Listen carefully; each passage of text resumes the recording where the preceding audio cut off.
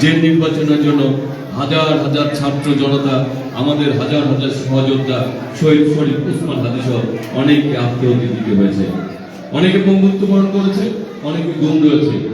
তারপরেও এদেশের মানুষের গণতান্ত্রিক অধিকার, ভোটাধিকার বাস্তবায়নের এই লড়াই কিন্তু চলছে।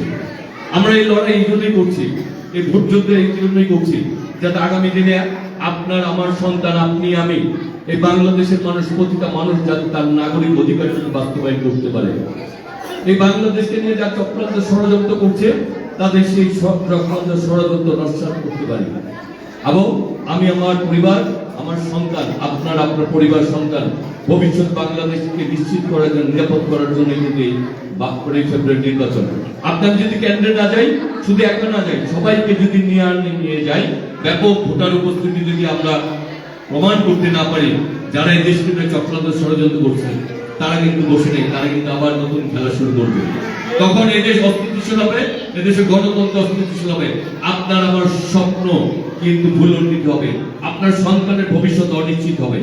সুতরাং এই ভোটকে কিন্তু বাস্তবায়ন করতেই হবে। অনেক চক্রান্ত ষড়যন্ত্র হবে, কিন্তু আমরা কেন্দ্রে উপস্থিত হলে সেই চক্রান্ত ষড়যন্ত্র নস্যাৎ হবে এবং আপনার আমার সন্তানের ভবিষ্যৎ বাস্তবায়ন হবে। সে কারণে সবাইকে নিয়ে যেতে হবে।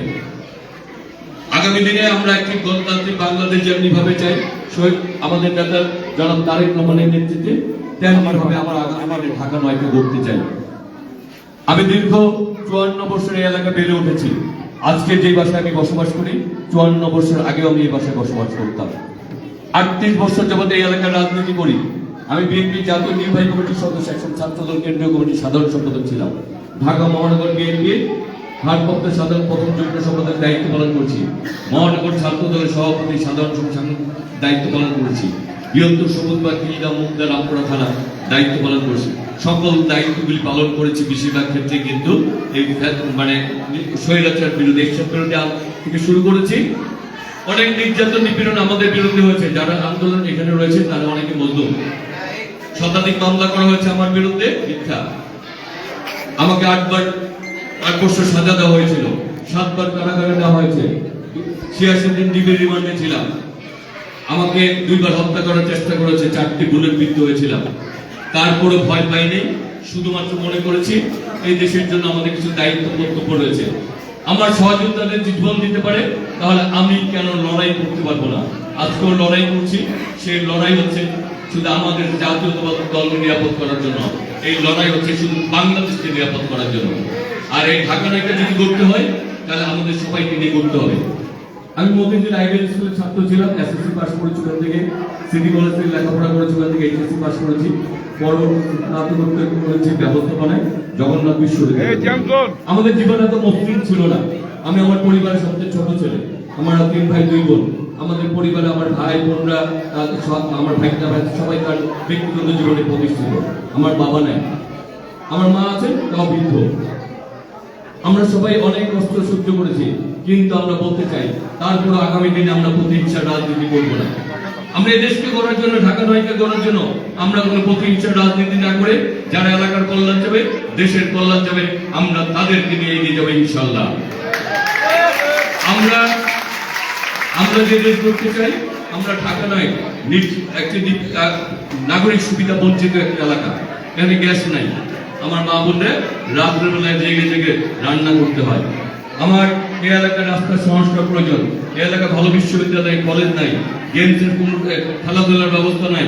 এই এলাকায় একটিমাত্র হাসপাতাল, যেটি পেশেন্ট নিতে পারে না, ডাক্তার নিতে পারে না, আরো হাসপাতাল প্রয়োজন। অনেক ওয়ার্ডে কোনো হাঁটার জন্য রিক্সা চলাচলের সুবিধা নাই। আমাদের অনেক কিছু প্রয়োজন। আর এই কাজগুলি আমরা করতে পারি তখনই যখন আপনারা ব্যাপকভাবে ভোট দিবেন, এবং সেই ভোট যদি ধানের শীষের পক্ষে হয়, তখন যে আমি আমার দলের কে বলতে পারবো, দলে আমরা যদি বিজয়ী হই, বিএনপি বিজয়ী হবে, ধানের শীষ বিজয়ী, বিএনপি যদি ক্ষমতা আসে, তখন আমাদের যে তারেক রহমানের কাছে যে বলতে পারবো আমাদের এলাকার লোক সবচেয়ে বেশি ভোট দিয়েছে, ধানের শীষের পক্ষে ভোট দিয়েছে। সুতরাং আমাদের দাবিগুলি সবার আগে বাস্তবায়ন করতে হবে। এই জোর গলা কথা বলার জন্যই কিন্তু 12 ফেব্রুয়ারি ভোট বিপ্লব করতে হবে এবং ধানের শীষকে ভোট বিপ্লবের মাধ্যমে বিজয়ী করতে হবে। আর আমি বিশ্বাস করি, যে সকল মুরব্বী ঘন্টার পর মা বোনরা বসে থাকেন, মুরব্বীরা বসে থাকেন, তারা তাদের ভাইকে কখনো পরাজিত করতে পারেন না। আর যার এতগুলি অভিভাবক রয়েছে, এতগুলি বোন রয়েছে, সে ভাই কখনো পরাজিত হতে পারে না, ধানের শীষ কখনো পরাজিত হতে পারে না। তিলে তিলে গড়ে উঠেছি, পরীক্ষা দিয়ে গড়ে উঠেছি। আপনি এই যে এলাকার যারা প্রার্থী রয়েছে, কারো ব্যক্তিগত সমালোচনা যেতে না, শুধু বলবো 38 বছর পরীক্ষায় পাস করেছি কিনা। আমি যে এলাকায় বসবাস করি মাদারতে, সেই এলাকা আমার প্রতিবেশী, আমাকে যারা চিনে, রাজনৈতিক অরাজনৈতিক সবাইকে জিজ্ঞেস করবেন হাবিব খারাপ ছেলে কিনা।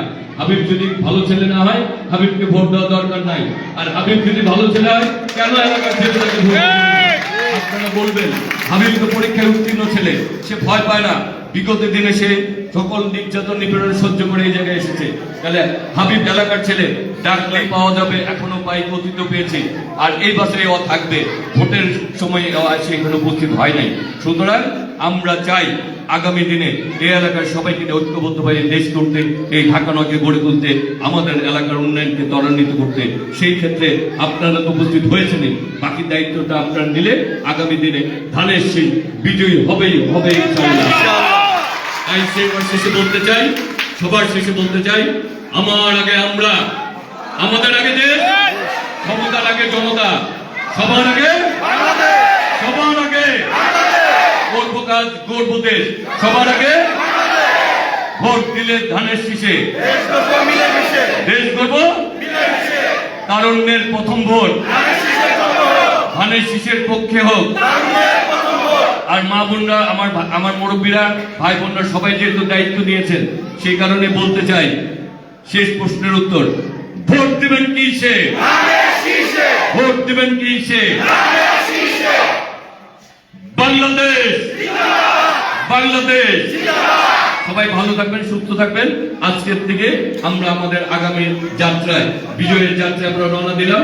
ইনশাল্লাহ অতীতে আমরা বিফলে নেই, আগামী দিনে ইনশাল্লাহ বিফল হবো না।